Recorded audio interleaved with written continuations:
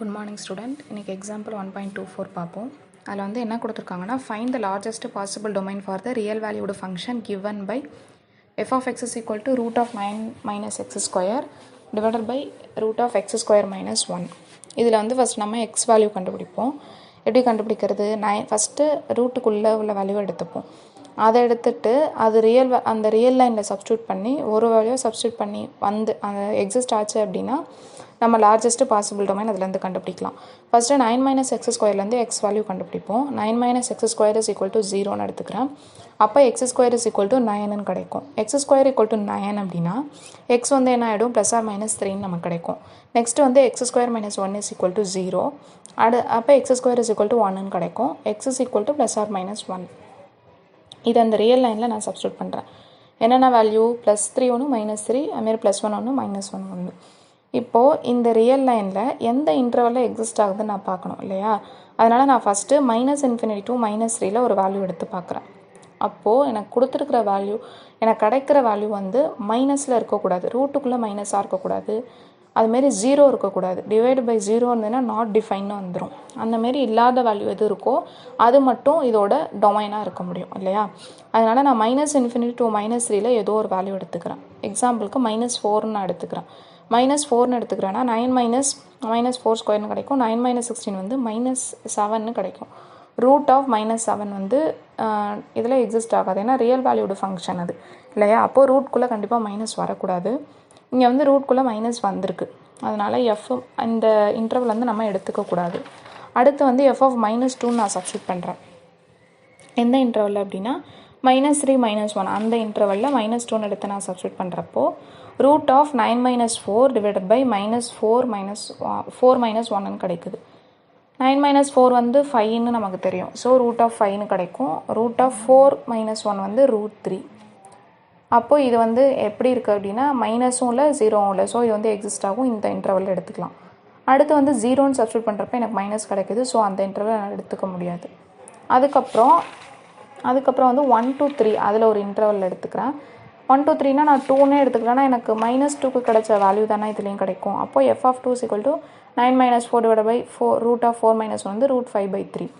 அதே மாதிரி 3லேருந்து இன்ஃபினிட்டி வரலையும் நான் 4ன்னு எடுத்துக்கிட்டா வந்து எக்ஸிஸ்ட் ஆகாது. ஏன் அப்படின்னா எஃப் ஆஃப் மைனஸ் 4 இப்போ தான் நம்ம பார்த்தோம், எக்ஸிஸ்ட் ஆகலை. 4 போட்டாலும் எனக்கு என்ன கிடைக்கும் அப்படின்னா ரூட்குள்ளே மைனஸ் வேல்யூ கிடைக்கும். ஸோ அது வந்து எக்ஸிஸ்ட் ஆகாது. ஸோ எந்தெந்த வேல்யூவில் மட்டும்தான் இதுக்கு வந்து டொமைன் எக்ஸிஸ்ட் ஆகும் அப்படின்னா எதுக்கு பார்த்தோம்? 2க்கு ஒன்று பார்த்தோம் இல்லையா? அப்போது மைனஸ் 3, மைனஸ் 1க்கு எக்ஸிஸ்ட் ஆகும். மைனஸ் 1 ஆனால் எடுத்துக்கக்கூடாது. மைனஸ் 1க்கு முன்னாடி உள்ள வேல்யூ யூனியன் 1லேருந்து 1க்கு அப்புறம் 3 வரலையும் 1 3 வரலையும் இருக்கும். அதனால் தான் க்ளோஸ்ட் இன்டர்வல் அங்கே போட்டிருக்கேன். அப்போது இதோட லார்ஜஸ்ட் டொமைன் என்னென்னா closed interval minus 3 minus 1 open interval union open interval 1, 3 அது வந்து க்ளோஸ்ட் இன்டர்வலாக இருக்கும். ஓகேவா? க்ளோஸ்ட் இன்டர்வல்னால் அந்த வேல்யூவும் சேர்த்து எடுத்துக்கணும். அதுக்கு தான் க்ளோஸ் இன்டர்வலுக்கு வந்து மீனிங். ஓகேவா? நெக்ஸ்ட்டு வந்து எக்ஸாம்பிள் 1.25 எஃப்னு ஒரு ஃபங்க்ஷன், ஜின்னு ஒரு ஃபங்க்ஷன் வந்து டிஃபைன் பண்ணியிருக்காங்க. அதுலேருந்து நம்ம என்னென்ன ஃபைண்ட் அவுட் பண்ணோம் அப்படின்னா எஃப் டாட் ஜி ஜிஎஃப் கண்டுபிடிக்க சொல்லியிருக்காங்க. ஜி டாட் எஃப்பும் எஃப் டாட் ஜியும் வந்து ஃபைண்ட் அவுட் பண்ண சொல்லியிருக்காங்க. ஃபஸ்ட்டு எஃப்பில் வந்து 1, 2ன்னு கொடுத்துருக்காங்களா, அதாவது எஃப் வந்து 1ஆக இருக்கிறப்போ அதோட வேல்யூ 2. அந்தமாரி 3, 4னா எஃப் வந்து 3ஆக இருக்கிறப்போ 3ன்னு சப்ஸ்டியூட் பண்ணால் 4ன்னு ஆன்சர் கிடைக்குது. அந்தமாரி 2ன்னு சப்ஸ்டியூட் பண்ணால் 2 கிடைக்குது. இதான் அதுக்கு மீனிங். அதேமாரி ஜிக்கு பார்த்தோம் அப்படின்னா ஜி ஆஃப் 2ன்னு சப்ஸ்டியூட் பண்ணுறப்போ 1 கிடைக்குது. ஜி ஆஃப் 3ன்னு சப்ஸ்டியூட் பண்ணுறப்போ 1 கிடைக்குது. ஜி ஆஃப் 4ன்னு சப்ஸ்டியூட் பண்ணுறப்ப 2 கிடைக்குது. அப்படி இருக்கிறப்போ G composition F composition g வந்து கேட்டிருக்காங்க. ஃபஸ்ட்டு கொடுத்துருக்கிறத எடுத்து எழுதிப்போம். எஃப் ஆஃப் 1ன்னு கொடுக்குறப்ப என்ன கிடைக்குது? 2. அது மாதிரி எஃப் ஆஃப் 3ன்னு கொடுக்குறப்ப 4 கிடைக்குது. எஃப் ஆஃப் 2ன்னு கொடுக்குறப்ப 2 கிடைக்குது. அதே மாதிரி ஜி ஆஃப் 2ன்னு கொடுக்குறப்ப 1ன்னு வேல்யூ கிடைக்குது. ஜி ஆஃப் 3 கொடுக்குறப்ப 1ன்னு கிடைக்குது. ஜி ஆஃப் 4 கொடுக்குறப்ப 2ன்னு கிடைக்குது. ஃபஸ்ட்டு ஜி காம்போசிஷன் எஃப் கண்டுபிடிக்க சொல்லியிருக்காங்க. அப்படின்னா எஃப்பில் உள்ள அந்த ப்ராக்கெட் வேல்யூ எல்லாம் எழுதணும். G of f of first value என்ன? F of 1. எஃப் ஆஃப் 1ஓட value g of f of 1. F of 1ஓட வேல்யூ என்னன்னு கண்டுபிடிச்சிருக்கோம்? 2. ஜி ஆஃப் 2ன்னு கிடைக்குது. அப்போ ஜி ஆஃப் 2ஓட வேல்யூ என்னது? 1. அப்போ ஜி ஆஃப் எஃப் ஆஃப் 1ஓட வேல்யூ வந்து 1ன்னு கண்டுபிடிச்சிருக்கோம். நெக்ஸ்ட்டு வந்து எஃபோட வேல்யூ என்ன? 3. அதை எடுத்து எழுதிக்கணும். ஜி காம்போசிஷன் எஃப் ஆஃப் 3 வந்து என்னது? 4 இல்லையா? அப்போது அந்த 4ஐ சப்ஸ்டியூட் பண்ணணும். இப்போ ஜி ஆஃப் 4 கண்டுபிடிக்கணும். அது வந்து 2ன்னு கிடைக்கும். நெக்ஸ்ட்டு வந்து ஜி ஆஃப் எஃப்பில் தேர்ட் வேல்யூ என்னது? 2. எஃப் ஆஃப் டூ வந்து நமக்கு என்ன தெரியும், டூன்னு தெரியும். ஸோ எஃப் ஆஃப் டூ வந்து டூன்னு போட்டால் ஜி ஆஃப் டூ என்ன கிடைக்கும், 1. இதை அப்படியே எடுத்து நம்ம ஜி காம்போசிஷன் எஃப்னு கொடுத்தோன்னா ஃபஸ்ட்டு 1ன்னு கொடுக்குறப்ப 1 கிடைக்குது, ஸோ 1,1. அடுத்து 3ன்னு கொடுக்குறப்ப 2 கிடைக்குது, ஸோ 3,2. அடுத்து 2ன்னு கொடுக்குறப்ப 1 கிடைக்குது, ஸோ 2,1. இப்போ ஜி காம்போசிஷன் எஃப் கண்டுபிடிச்சாச்சு. அடுத்து இதே மாதிரி F composition G. F composition ஜினா ஜியில் உள்ள வேல்யூலாம் சப்ஸ்டியூட் பண்ணணும். ஜியில் என்னென்ன வேல்யூ ப்ராக்கெட்குள்ளே இருக்குது, 2, 3, 4, அதை சப்ஸ்டியூட் பண்ணணும்.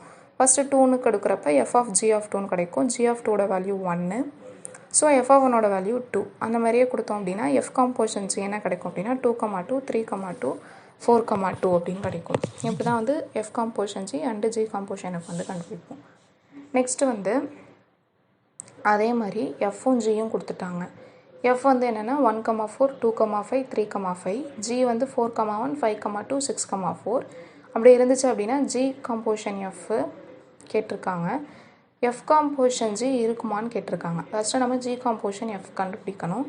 எஃப் காம்போசிஷன் ஜி வந்து எக்ஸிஸ்ட் ஆகுதான்னு பார்க்கணும். ஃபஸ்ட்டு எப்போதும் போல் போன சம் மாதிரி கொடுத்துருக்கிறத வச்சு எழுதிப்போம். எஃப் ஈக்குவல் டு 1ன்னு சப்ஸ்டியூட் பண்ணுறப்ப என்ன கிடைக்குதுன்னு கொடுத்துருக்காங்க, 4. அதாவது 1,4ன்னு கொடுத்துருக்காங்க. அந்த மாதிரி எஃப் ஈக்குவல் டு 2ன்னு சப்ஸ்டியூட் பண்ணால் 5 கிடைக்குது. So f of 2 equal to 5. F 3ன்னு சப்ஸ்டியூட் பண்ணுறப்ப எஃப் ஆஃப் 3 ஈக்குவல் டு 5ன்னு கிடைக்குது. நெக்ஸ்ட் வந்து ஜி வேல்யூ. ஜி வந்து ஜி ஃபங்க்ஷனில் 4ன்னு சப்ஸ்டியூட் பண்ணுறப்ப 1 கிடைக்குது. அதனால தான் 4,1. அதுமாரி 5,2ன்னு கொடுத்துருக்காங்களா, அப்போது என்ன சப்ஸ்டியூட் பண்ணணும், 5 G,5ன்னு இருக்கிறதுனால 2ன்னு கிடைக்குது. அடுத்து G,6ன்னு கொடுத்தா 4ன்னு கிடைக்குதுன்னு சொல்லியிருக்காங்க. இப்போது இதை வந்து ஃபஸ்ட்டு நம்ம ஜி காம்போசிஷன் எஃப் கண்டுபிடிப்போம். ஜி காம்போசிஷன் எஃப்னா என்ன பண்ணுவோம், எஃப்ல உள்ள ப்ராக்கெட் வேல்யூ வச்சு எழுதுவோம். எஃப்ல என்னென்ன ப்ராக்கெட் வேல்யூ இருக்குது, 1, 2, 3 இருக்குது. அப்போது ஜி காம்போசிஷன் எஃப் ஆஃப் 1ன்னு கிடைக்கும். ஃபஸ்ட்டு ரிவர்ஸ்லேருந்து தான் பண்ணணும். எஃப் ஆஃப் 1 வந்து என்னது, g of f of 1. F of 1ஓட வேல்யூ 4, அதனால் நான் போட்டுக்கிறேன். இதுலேருந்து ஜி ஆஃப் 4 கண்டுபிடிக்க முடியும், ஏன்னா ஜி ஆஃப் 4 1 இல்லையா, அதனால் 1. நெக்ஸ்ட்டு எஃப்ல என்ன இருக்குது, 2 இருக்குது. So g of f of 2. First f of 2 find out பண்ணணும். எஃப் ஆஃப் 2 என்னது, 5. அதனால் ஜி ஆஃப் 5. ஜி ஆஃப் 5ஓட வேல்யூ நமக்கு 2ன்னு தெரியும், ஸோ 2ன்னு போட்டுக்கிறேன். நெக்ஸ்ட்டு ஜி ஆஃப் எஃப்ல 3 இருக்குது, தேர்டு வேல்யூ எஃப்ல.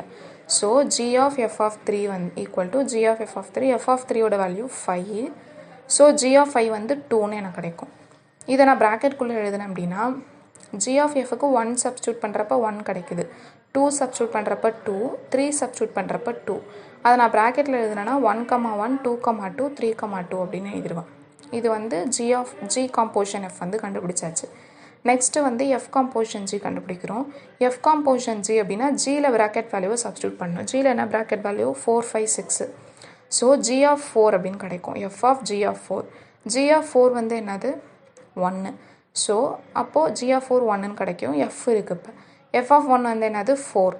So f of g of 4 வந்து கண்டுபிடிச்சாச்சு. அடுத்து எஃப் காம்போசிஷன் ஜி ஆஃப் 5 கண்டுபிடிக்கணும், ஏன்னா ஜியில் அடுத்த வேல்யூ 5. அப்போது f of g of 5, g of 5ஓட வேல்யூ வந்து 2. ஸோ எஃப் ஆஃப் 2ஓட வேல்யூ வந்து 5ன்னு கிடச்சிரும். அடுத்து f of g of 6. G of 6ஓட வேல்யூ வந்து இங்கே நம்ம என்ன கொடுத்துருக்கோம் அப்படின்னா 4. அதில் எஃப் ஆஃப் 4 கண்டுபிடிக்கணும். நமக்கான கொடுத்துருக்குற வேல்யூவே என்னென்னா f of 1, f of 2, f of 3 மட்டும்தான். எஃப் ஆஃப் 4ன்ற ஒன்றே இல்லை. அதனால இது மூணுத்தில் ஒன்று இல்லைனாலும் இதை வந்து நாட் டிஃபைன் தான் சொல்லணும். ஸோ எஃப் காம்போசிஷன் ஜி வந்து நான் நாட் டிஃபைன்னு சொல்கிறேன். இதில் தான் 2 கிடச்சிட்டே நம்ம ஏன் டிஃபைன்னு சொல்லக்கூடாது அப்படின்னா, நமக்கு 3 வேல்யூ இருக்குது, 4, 5, 6ன்னு. அதில் 6க்கான இது டிஃபைன் பண்ணவே முடியல. ஏன் அப்படின்னா எஃப் ஆஃப் 4னே ஒன்று எக்ஸிஸ்ட் ஆகலை. ஸோ எஃப் காம்போசிஷன் ஜி வந்து நாட் டிஃபைன்ட் அப்படின்னு இதுலேருந்து வந்து சொல்லிடுறோம். ஓகேவா. நெக்ஸ்ட்டு வந்து எக்ஸாம்பிள் 1.27. 2 ஃபங்க்ஷன் கொடுத்துருக்காங்க, f of x, g of x. அதுலேருந்து ஜி ஆஃப் எஃப் இது வரலையும் நம்ம வந்து நம்பர்ஸில் பார்த்தோம், ஆர்டர் பர்ஸாக இல்லையா. ப்ராக்கெட்குள்ளே 1,1, 2,2, 1,3 அப்படி பார்த்தோம். இப்போ வந்து ஈக்குவேஷனாக கொடுத்துட்டு ஜி காம்போசிஷன் எஃப்பும் எஃப் டாட் ஜியும் கண்டுபிடிக்க சொல்லியிருக்காங்க. ஃபஸ்ட்டு ஜி காம்போசிஷன் எஃப் கண்டுபிடிப்போம். அது ஜி காம்போசிஷன் எதுவுமே கொடுக்கல, இங்கே நமக்கு எக்ஸுன்ற ஃபங்க்ஷன் மட்டும்தான் கொடுத்துருக்காங்க. அதனால g composition f of x, அதை வந்து ஜி ஆஃப் எஃப் ஆஃப் எக்ஸ்ன்னு எழுதலாமா. எஃப் ஆஃப் எக்ஸ் என்ன இருக்குது, இங்கே 3x - 4ன்னு இருக்குது. ஸோ ஜியில் வந்து நான் என்ன கொடுத்துருக்கேன் அப்படின்னா 3x - 4, ஜி ஆஃப் 3x - 4. இப்போது இங்கே ஜி ஆஃப் எக்ஸ் கொஷனில் பார்த்தீங்கன்னா x² + 3ன்னு இருக்குது. இப்போ நமக்கு என்ன கிடச்சிருக்கு g of 3x minus 4 இருக்குது. அப்போது இந்த 3x minus 4 என்டையராக நான் எக்ஸ்ன்னு எடுத்துக்கணும். எக்ஸ்ன்னு எடுத்துகிட்டு எக்ஸ் ஸ்கொயர் ப்ளஸ் 3யில் நான் சப்ஸ்டியூட் பண்ணணும். நல்லா புரிஞ்சுக்கோங்க. இங்கே g of x இருக்கிற இடத்துல என்ன இருக்குது, g of 3x minus 4ன்னு இருக்குது. g of xன்னு இருந்ததுன்னா கொஸ்டினில் எக்ஸ் ஸ்கொயர் ப்ளஸ் 3ன்னு எழுதணும். இங்கே நமக்கு என்ன கிடச்சிருக்கு, g of 3x minus 4ன்னு கிடச்சிருக்கு. எக்ஸ் இருக்கிற இடத்துல 3x minus 4 இருக்குது. அப்போது கொஸ்டினில் என்ன பண்ணியிருக்காங்க, எக்ஸை ஸ்கொயர் பண்ணி 3யோட ஆட் பண்ணியிருக்காங்க. இங்கே எக்ஸ் இருக்கிற இடத்துல 3x minus 4 இருக்குது. ஸோ அதை என்டையராக ஸ்கொயர் பண்ணி 3ஆல் ப்ளஸ் பண்ணணும். அப்போ என்ன வரும், 3x minus 4 the whole square plus 3ன்னு வரும். இது வந்து a minus b the whole square அந்த ஃபார்முலாவில் வந்து எழுதியிருக்காங்க. அப்போ 9x square minus 24x plus 16 plus 3ன்னு கிடைக்கும். 16 plus 3 வந்து 19. So 9x square minus 24x plus 19 அப்படின்னு கிடச்சிரும். இப்படி தான் எழுதணும். அதுக்கப்புறம் f composition g of x. g of x வந்து என்ன கொடுத்துருக்காங்க, இங்கே x square plus 3. இப்போது f of x இருக்கிற இடத்துல என்ன இருக்குது, f of x square plus 3ன்னு இருக்குது. f of xஆக இருந்துச்சுன்னா கொஸ்டினில் எப்படி எழுதியிருக்காங்க, 3x minus 4ன்னு எழுதியிருக்காங்க. இங்கே f of xக்கு பதிலாக என்ன இருக்குது, x square plus 3ன்னு இருக்குது. அப்போது இது எப்படி எழுதணும், 3x minus 4ன்னு எழுதுனா x இருக்கிற இடத்துல x square plus 3 இருக்குது. ஸோ 3 into x இங்கே என்ன, x square plus 3 minus 4. 3யை உள்ளே மல்டிபிள் பண்ணுறப்போ 3x square plus 9 கிடைக்கும் minus 4. 9 minus 4 வந்து 5 கிடைக்கும். இப்போ 3x square plus 5 அப்படின்னு கிடைக்கும். ஓகேவா, ஜஸ்ட்டு f of xஆக இருந்துச்சுன்னா x இருக்கிற இடத்துல இங்கே என்ன ஃபங்க்ஷன் இருக்கோ அதை அப்படியே வந்து எழுதணும். அவ்வளோதான் இதில்.